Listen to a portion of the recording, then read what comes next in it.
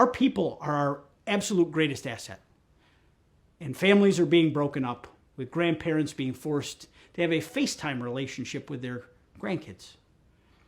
We're educating our children only to watch them leave and provide their talents to businesses in other states.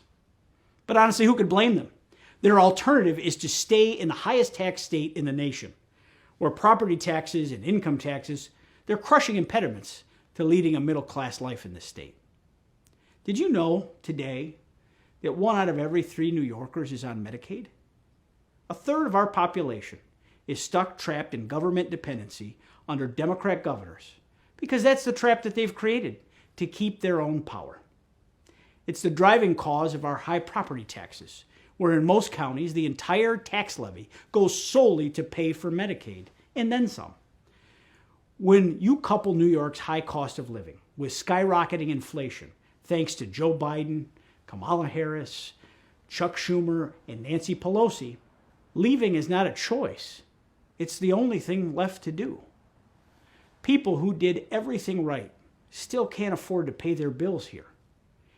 And if that on its face isn't maddening enough, when you look at who is being treated as a priority by this governor, it's criminals, it's lobbyists, and it's people that are in this country illegally. Democrats' deadly bail reform law has resulted in nearly 3,500 cases where criminals who were released without bail went on to commit violent felonies. Now think about that.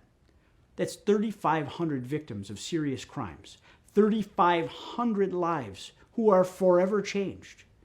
And it's getting worse by the day.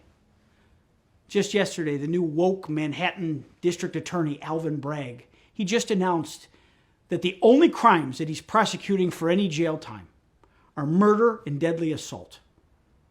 And you can commit a slew of other crimes, including resisting arrest from a police officer, and not be prosecuted at all. That's it. Charges drop, go on your merry way. And what's even more stunning is that Governor Kathy Hochul thinks that's perfectly acceptable. There's no regard for how these crimes affect victims and society at large. The complete breakdown of our criminal justice system, courtesy of New York Democrats, should anger everyone, regardless of what your party affiliation may be. Andrew Cuomo may have left in disgrace, but the policies that destroyed our state under his watch, they're in full force. They are his legacy. The cozy, corrupt cabal in the halls of the state capitol are very much intact. For the last 7 years, Kathy Hochul, she sat right in the shadow of Andrew Cuomo. Her office just steps from his. She was his loyal lieutenant who said nothing. She did nothing to challenge him, even in the face of blatant corruption and gross incompetence.